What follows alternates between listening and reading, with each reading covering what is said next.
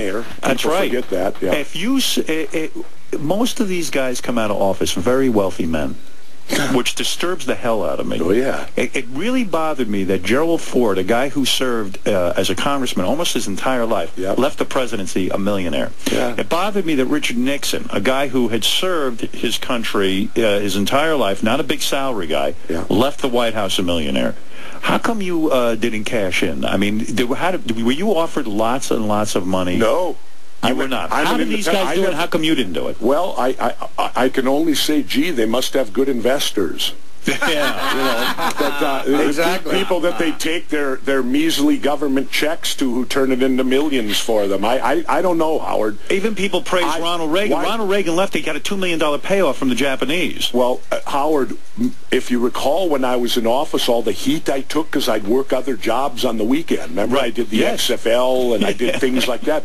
Did from my paycheck. Wow. My driving of my official governor's vehicle. You're kidding me. Wait. To and from the Capitol, mileage was deducted because they only allowed during the course of the workday. Wow. So by the time taxes were out, those things were deducted. I was governor at $60,000 a year. And you make a good point, because don't you think the original guys who served in government, I'm talking about our forefathers, most of them were farmers and things like this, and they would go to Washington, vote on a few things, and go back to the farm and work. They were common people. They these were never meant to be full-time jobs. Yeah. So these guys who become senators or governors or congressmen and make this big living off of it, they're up to something. We know that, right? To me, they've got to be, because how could at 60, say I'd have been governor 12 years. Okay. At $60,000 a year, how would I be a millionaire? So you're saying when you would go out and take jobs with the XFL or do a wrestling gig or something, you're saying to them trying to play by the book. Well, and I kept it above board, and I took a lot of heat over that, and my entire 4 years in office, the Capitol was never open on the weekend. And here's another thing that they didn't write about.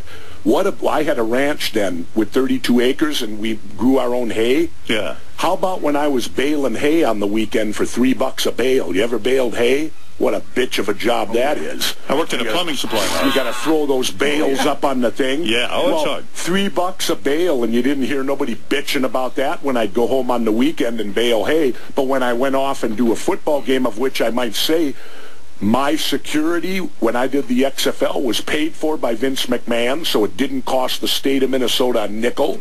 He would fly me to and from the games in a private jet. So people thought you were cashing in on the fact that you were governor. You're saying just the opposite, and I happen to agree with you. Yeah. That was my work before I got into this. I need to make a living because I'm not sitting and making a side deal with... Yeah, I hit it right for once. We had in Jesse Ventura, who just had... Oh, please. Anyway, nice guy.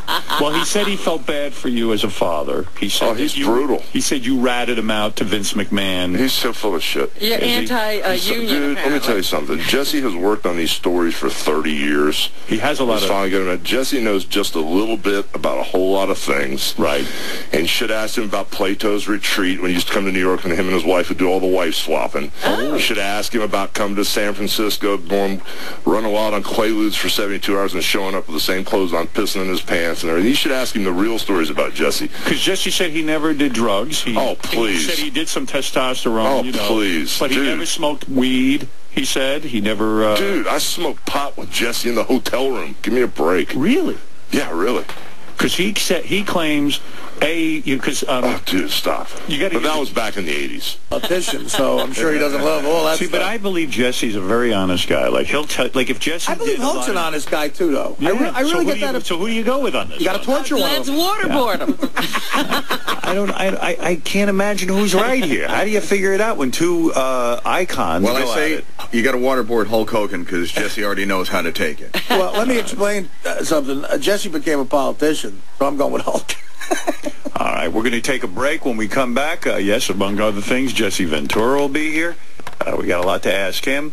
We have, I see your phone calls are all lit up. We're going to get to your phone calls next. And I hope we get some callers from XM. That would be nice. Yes, I believe we're going to get some, Robin. From JetBlue. Like that. Yeah, they're calling us from the plane. It's got to be somebody on XM listening to us right now.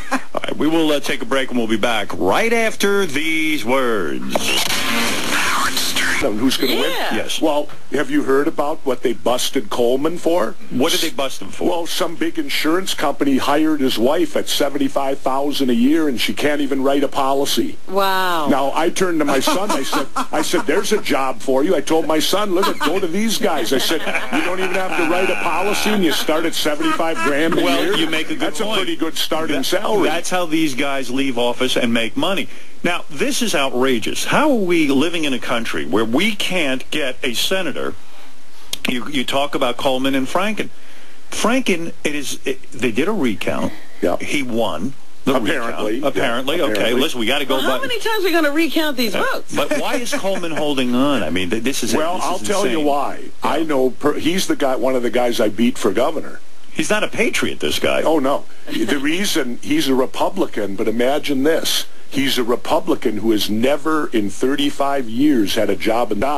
And what this is going to do to him, it's going to require him now to go get a real job. So he's got to be making in his pants, so to speak, because, oh, my God, I've never been out there. Yeah. It's like sending a baby into the woods. Yeah, which for a Republican, I mean, they're supposed to be the private sector party. They're supposed to be the party of business and all this. He's a professional politician, is what you're saying. So he's got to hold on to this thing. It's not fair what he's doing. The people deserve a senator. Yeah. And, you know, listen, Franken's won the recount. But they still need the process. You got to go through the process because the election was so close that if it's within a certain amount of votes, by law, there has to be a recount. And so they had a recount. Yep. And now Franken's still sitting around. Get? That's what we want to know. How long is this going to go on? Coleman's big bitch is that they're not counting all the absentee votes, that they threw some out for some whatever reason. Right. And when he's only behind by 312 votes, is the night of the election when he won by like 200 votes, he said at that point Franken should drop out. Well, now at the end of the recount where he lost, why doesn't he do what he said? He should drop out now. But now it's a different game because he's on the shoes on the other foot. Exactly. Good point. So now it's all different. What we're asking is, at what point do you waterboard Coleman? Coleman would not be my first waterboard. My first waterboard would be Dick Cheney. You had a great line on Larry King. You ought to repeat that one, what you would do about waterboarding Dick Cheney. Well, I told Larry, I said, if you give me a waterboard Dick Cheney in 1 hour, I will have him confessing to the Sharon Tate murder. Which is true. It's true. Well, guys like Dick Cheney, but let's be honest, guys like Dick Cheney drive you crazy because, listen, you are a guy who served your country. You see these warmongering guys, these guys who perhaps even lied to the American public and said about the war and all this stuff. So you must look at all these guys who didn't serve their country, never served a day where they actually fought in a war. And you don't have to fight in a war, Howard. But just join. You need the military even in times of peace. Right. You know, like they always give the excuse, well, the Vietnam War had ended. I was too young. And like I said, excuse me, you turned 18, didn't you? You could still serve. You could still serve. Right. Who knows when the next war is going to be. That's what my grandfather always said. It was a World War II veteran. Yeah. And captured in the Battle of the Bulge and everything. He always said every kid should go in the military. It's just good for a kid. Well, if you're going to be Dick Cheney, and be so into war, and so into torture and so into everything else. Right. It's the chicken hawk argument. Well, yeah, and do you know what these guys are? I'll give you another one, what they are. And we all know these people. They're the guys that'll start a fight and then hold your coat. Right. You know, they're the big mouths we all know people like that. They'll get you into a fight situation. Signed 2 big bodyguards to me. And a buddy of mine is in L.A. with me, and we're walking around, and all of a sudden, he starts in with another guy. And I knew this guy was going to fight. He knew he had the 2 bodyguards. Right, that's why he's got the big 2 mouth. bodyguards jump in. They're fighting, and he's sitting there on the sidelines watching the whole goddamn thing go down. That's the thing with Cheney. Cheney. He's never done he's never had to face an enemy. No. He's never had to be the person who tortured somebody. Right. He's never done any of this stuff, but it's he all doesn't theoretical. mind telling everybody else to do it. The worst thing is, the worst is a broad who gets you into fights. You ever date a chick who's like... The last time you were here... girls can get you into fights. Yeah, absolutely. The last time you were here, you said some pretty mind-blowing things. And it was a great story. I did? Well, yes, you always do. And by the way, we're here to celebrate. Who, me? Don't Start the Revolution Without Me is now available in paperback. That's your 2nd book, right? 3rd. Is it your 3rd? And are you working on a 4th? Yes. You never run out of stuff to write about.